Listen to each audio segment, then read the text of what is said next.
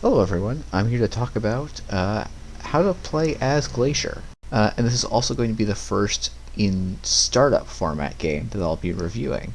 I will be doing some more startup content soon that's also about the decks I built in the How to Deck Build video. And also because I do think startup is a great way for new players to get into the tournament scene, and I think the tournament scene of Netrunner is actually a fantastic way to get more involved in Netrunner and learn more about it and really kind of build a drive to improve and enjoy the game. I'm going to be hosting a tournament on June 5th, starting at 10 a.m. EDT. There's going to be a link to the Always Be Running page, which is a tournament sign up organization thing for Netrunner, in the link below. But I think that's it for admin for me, so without further ado, let's swap over to talking about the game. So let's start by talking about David Rock's game net deck, which he has net decked from junk mail. And this deck, as you can see on screen, I think looks sort of like a standard um, Glacier list. It's running 22, no, sorry, 20 ice, um, and 3 Anoetic Voids. So that's a lot of ice. That's about half the deck, and then 3 really good defensive upgrades. The rest of the cards in the deck are just money and agendas. So this is a list with really no tricks. Its one goal is just I'm going to score out agendas in a way that the runner cannot respond appropriately. Um, and so when you're playing these sorts of glacier lists, one of the skills in this list, or the two kind of main skills in the list are when do you score agendas and how do you place your ice, because those are the only sort of two levers you really have to control the game. You have to draw at certain times so that you can get agendas and get cards, um, but you really um, compared to other strategies that are in standard where you can do stuff like use punitive, or even in startup with punitive counter strike or hard hitting news, um, you can you can test the runner on two axes: their ability to get into your servers and their ability to pay for ways to handle tags or damage. But this list is not going to have those levers. So when you're playing this deck, you need to be really focused on where do I want my ice, um, and when can I find a window. So looking at this list, for ice that you really want on the remotes, Palisade is an obvious one. Toll Booth is a pretty reasonable one. And then the rest of your ice is a little more positional. Gold Farmer is pretty much always going to be good on a remote because pay, the runner shouldn't be able to pay 6 too frequently to get into your remote. And even once they have a breaker, they're paying 4 for a 3 cost piece of ice, which is very, very good. Um, but pop-up window is not something you want on your remote.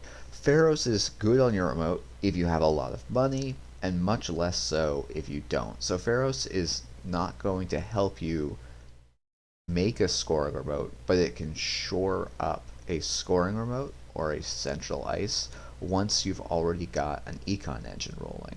Because the econ in this deck is mostly Daily Quest and Regolith Mining License, both of which want to sit on the board in your scoring remote for at least a turn, probably more like 2 or 3, to really pay off for you. Um, and Pharaohs is not going to be good in that situation because you'll have to, if it's the only piece of ice, because you'll have to spend 7 to protect your econ asset. And so that means it takes, and it takes many more turns or many more clicks of Regolith to pay off. Pop-up window is generally a piece of ice you want on the central because the runner's only going to run your remote when you can present a threat, and this deck um, doesn't present too many threats in the remote. A single card in the remote that's unadvanced probably is not going to make the runner run, and so you're not taxing them with the pop-up window. And hey, generally with taxing ice, you want to make it, you want to place it in places that the runner wants to run or could want to run every turn. And the runner's not going to want to run your motor every turn. They will want to run R&D and HQ every turn if it's free. Not always, but that is a way to think about the game. White space, I think, sort of ends up following in a similar pattern, where if the runner is already rich, white space is a pretty poor protection card. And it actually stands out as a little bit of an odd card to me in this list. But if you can get the runner low on credits, obviously white space is great, and it's reasonably taxing for acquiring a code gate, and you have no other cheap code gate in the runs. I would think maybe about having an Enigma in this list, because I think well-played runner lists can just have a ton of money in startup, because there's not as much pressure for them to go quite so fast. But we'll sort of see how that plays out in this game. This list has a one of drafter, which I have a lot of thoughts about. And I think we'll talk about it a little bit in game. I think it's a very interesting include. I should actually hover the drafter here so you guys can see the full text. Then it has 3 F2P, or free to play is the acronym there. And F2P is a very positional ice in this list. It can go on the it can be the only ice on the central and be really solid, but it can't be the only ice on a remote and be very solid. You can't score behind just a free to play. The runner can just run through it, steal the agenda, and take the tag, bounce a card. And this deck really has only predictive planogram for tag punishment, so the runner probably can and should just ignore tags unless they have a critical resource in their economy. And finally, we have Tithe, which I don't know why the runner would ever break this. It just net damage isn't a thing that's relevant for the runner against this list. They don't care how many cards they have in hand, and letting game net gain 1 is probably about the same as paying 1 to break that sub. So this ice seems a little bit weird, and again is quite bad at protecting a remote. In theory, Analytic Void makes all of the taxing ice a little bit better, in that they have to pay those costs multiple times, and then in theory you can have stuff like Tithe increasing the damage so the runner actually has to have cards in hand or pay to break Tithe. And similarly with Drafter, that's where you get the well, we're going to see Drafter go on the scoring mode, which is the place I generally don't like it. But with Analytic Void, Drafter becomes a must-break that you run somewhat frequently, or you can run it multiple times in a single turn, which makes Drafters a pretty reasonable card. But we'll talk about that a little bit more as I get into the game. But sort of this deck, because it doesn't have a lot of tricks, it will need to score somewhat early while the runner is not well set up, but it also doesn't need to rush, because it's got, you can get a toll booth and a gold farmer on a server with an Anoetic Void. That's almost impenetrable for most runner decks. And so you can build up for this really strong inevitable board state that, you have to try and judge, is this going to be good enough that the runner can't beat it? So let's jump into the game. So as our I guess hero is the term, David, we have this pretty solid opening hand. We've got 2 operations, and this is, I think, where Planogram's sort of dual optionality is really nice, because this can be econ if we need it, but because we have hedge fund, we can instead use it to accelerate probably our turn 2. Our turn 1 probably looks like play a hedge fund and install the ice in some combination, but we'll see after the mandatory draw. But this looks like a very solid starting hand. We don't feel like against Saya we are on a clock to win the game, so we don't need to mulligan aggressively for agendas or anything of the sort. And so then we draw into Gold Farmer. Gold Farmer to me, at least the first one, seems like one of the, when we were looking at the ice we want first in a remote, Gold Farmer is basically the second piece of ice that we ideally want. Like, the first ice that this deck would want in a remote is Palisade because it's cheap and very strong on the remote, and the runner has to find their breaker. Gold Farmer is basically the second best because it doesn't cost us an arm and a leg to res, but will effectively end the run in a way that basically none of the other ice in this deck does. So when I look at this hand, I'm thinking I want Pop-Up Window and Drafter on Centrals. Which one goes exactly where is a little bit up to you. Drafter is the slightly stronger card. It's also the more expensive card. I would probably go towards putting Drafter on HQ and Pop-Up Window on R&D, with the because generally running HQ is going to be a bit more valuable for the runner than running R&D, everything else being equal on the board state.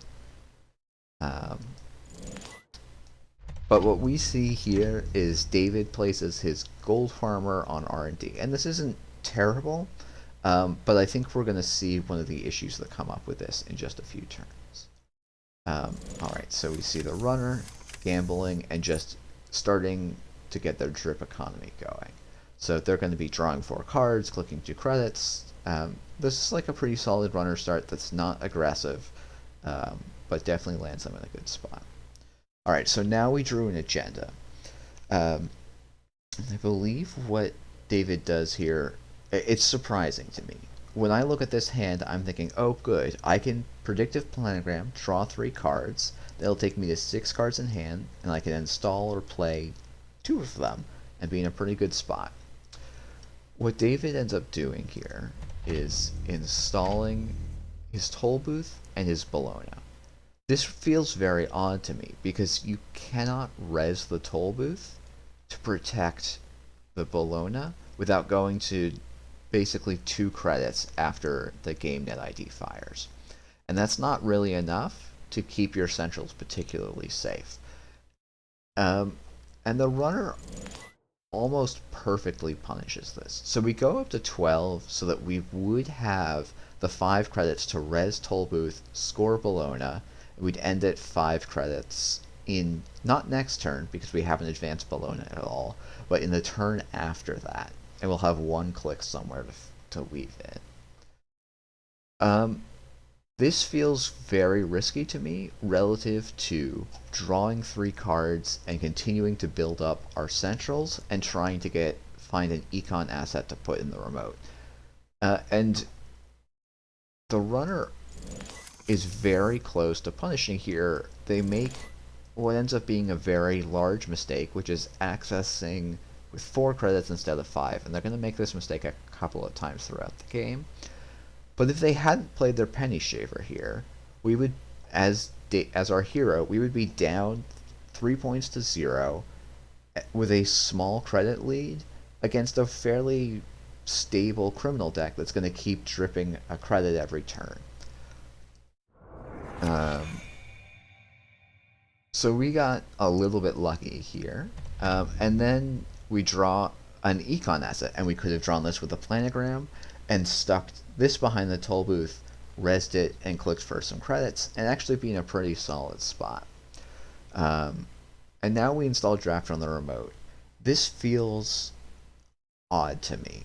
It will eventually be good once we find an Analytic Void, because Drafter basically draws us one of the cards back if it fires, and can reinstall a trashed Analytic Void from a central server, which is a really powerful effect. So it's not unreasonable, right? I think it makes some sense. I generally would say for most decks, though, you'll want Drafter on a central, because a 3 strength Sentry isn't backbreaking to break on a remote run where you're also handling a 5 strength Toll Booth or a Gold Farmer or any of the other sort of taxing ice. Like comparing this a free to play, which I should pull up. For one more credit, we could instead have put um, free to play in on that remote when we draw it later, and we would get 2 more strength on the sentry, and still be pretty relevant because we could add a breaker back to hand, which is basically as solid as it's actually probably a bit more must break than put a put an analytic void and put a card from archives in hand. It's not completely a slam dunk, but if we're breaking with Begalter, the best breaker in faction, no reason that CD Rock should be running any other Sentry breaker. Breaking Drafter with Begalter and paying through free to play, it's more expensive to pay through free to play. So this is sort of me pontificating a very long time about ice placement, but ice placement when you're playing these Glacier decks is very critical. It'll end up sort of not mattering in this game, but I think generally you want to think about where do I need my ice now, and where am I going to need my ice in 5 turns. And I think Drafter, you would probably rather have it on a central in 5 turns than you would want it on your scoring remote. And here we also see what one of the reasons you maybe don't play this way is you no longer can score the Bologna really. And so you have to leave it on the board for another turn while the runner has more time to find some tricks. And we can't really res Gold Farmer, which is a fantastic piece of ice here, because we also need to protect Server 1 here. And this is a little bit of an awkward situation.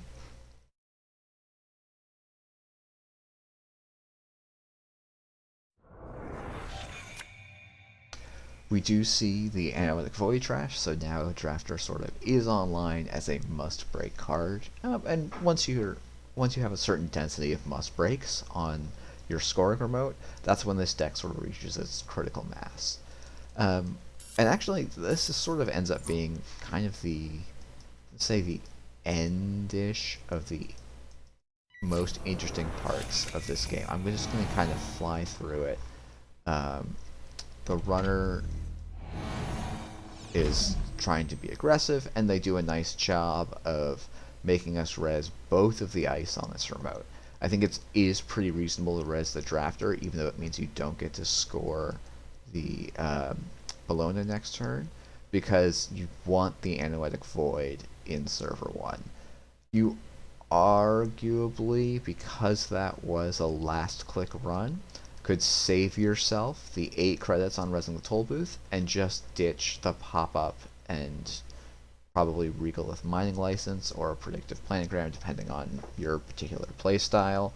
I would probably ditch the trashable asset because it could be a liability if they start to poke HQ, and then you could have scored the Bologna the following turn.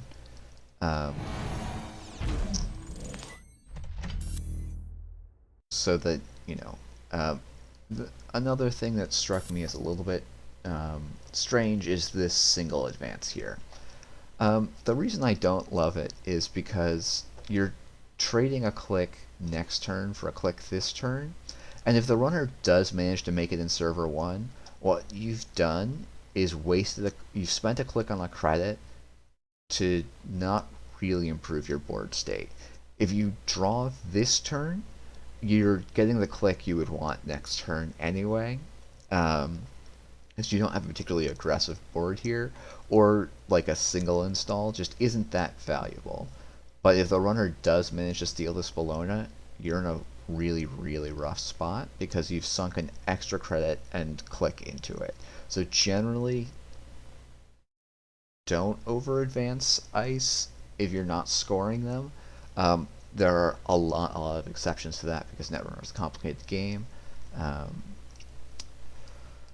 And we also, like, with this hand, it's very plausible, especially with just a pop-up on HQ, that we could lose both of these cards and be in a pretty bad spot. And I believe that is what ends up happening.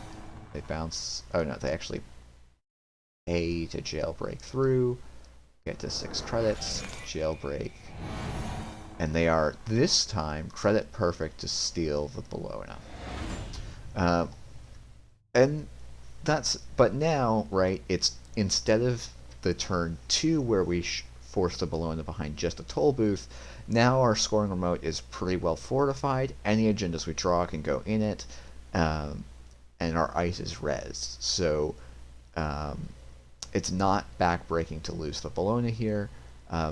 But if we somehow rewound time, the runner had inside jobbed and stolen the Bologna, and this Bologna was still in HQ, which it wouldn't be because of how the play probably would evolve, we would be down 6-0. The runner would have a much easier time sort of contesting our remotes for the rest of the game, and just probably winning off of single accesses on centrals that are taken somewhat carefully.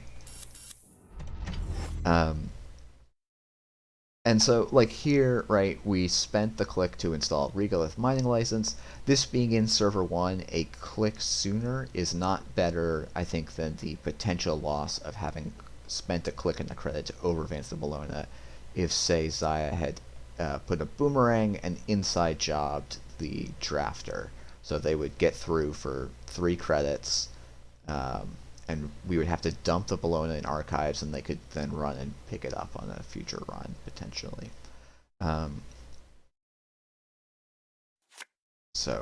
Or after they cleared out the hands with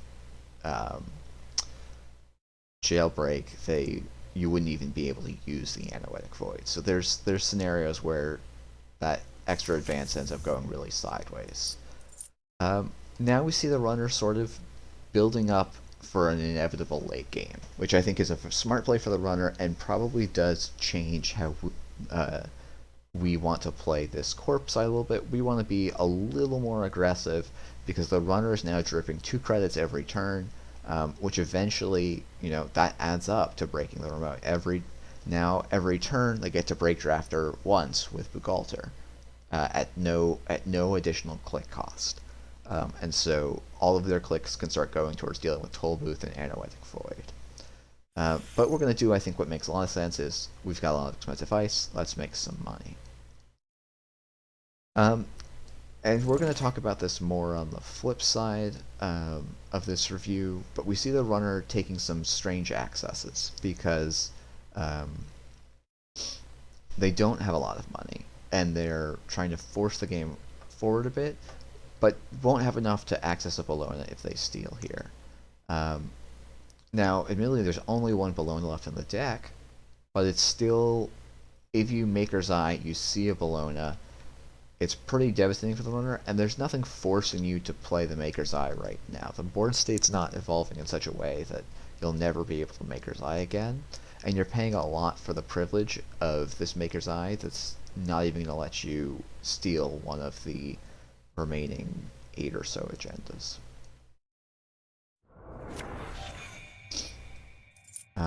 And I actually think the rest of this game, David very intelligent says, okay, if I draw stuff into HQ, it's just going right into server 1. So R&D is the only server I really need to protect here, and does this, identifies this well. And now we see Spin Doctor drawing, just going to continue to build up the remote. I actually don't like this free-to-play install on HQ because there's no diversion of funds, there's no real HQ pressure in the format. That could probably go on server 1 and be totally fine. But we end up putting both of these on server 1. Server 1 now has a nice property where the runner needs all 3 breakers to get in consistently. And the rest of our game plan is probably recognizing that the runner only is on 9 credits, and we want to start forcing agendas through as we can. Now is probably the best time to do so. And let's see. So we're going to draw. I would probably draw a second time, but because all of your agendas are 4/2s or more, with 1 exception, it's reasonable to not make HQ that vulnerable. So generally I think every turn is going to be draw first click if we don't have an agenda. If we do have an agenda, install advance it in server 11.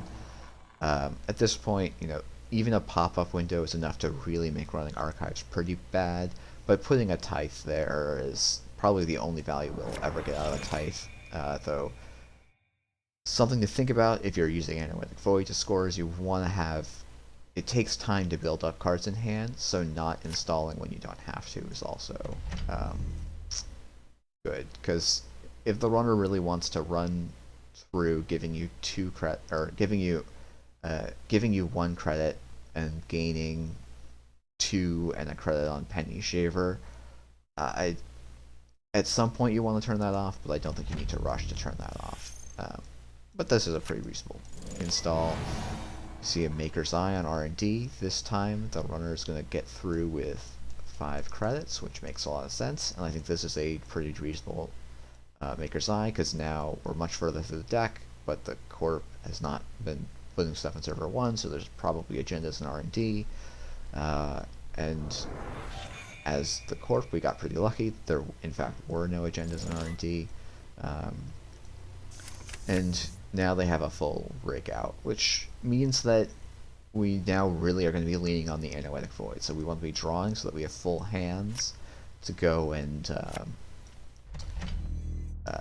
protect our server 1.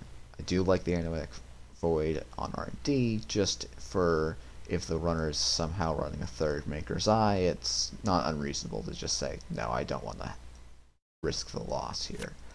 And now the War State is pretty locked up. We still want to go somewhat fast because the runner is gaining 2 credits every turn, and we don't have a way to turn credits into wins the same way the runner does. We turn cards into wins with the Analytic Void. So we used the planogram to draw, which was definitely correct, and then you know, started our advancing plan. And so the runner inside jobs, click 1, pays an arm and a leg, and we end the run because that's the only thing we can do. And now the server is safe. The runner's only on 6 credits. We're looking pretty good, and they bravado archives for credits. Yeah, I mean, we've got all the money in the world. Might as well res our ice to make it a little more frustrating for the runner. But this game is essentially over now. As long as we don't draw a bunch of agendas all at once here, we can score, get our hand size back up for Analytic Void, and you know, we probably will not bleed enough accesses on singles to win the game, and we see the runner sort of depleting themselves on single accesses here, which is great, right? The runner spending their own credits and tempo to go for a single access in R&D. The single access cannot possibly win them the game, so we don't need to spend any resources, because we're just looking for our next agenda to win the game.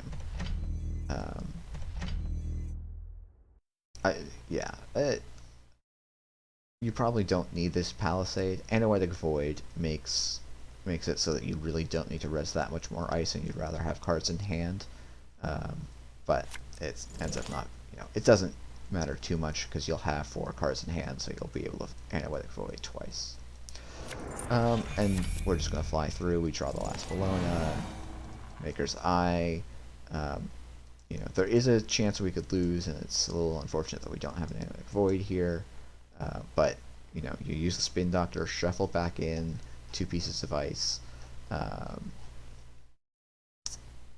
Or I guess the Analytic Void is fine too, because they're not running again, so any non-agenda card is functionally the same.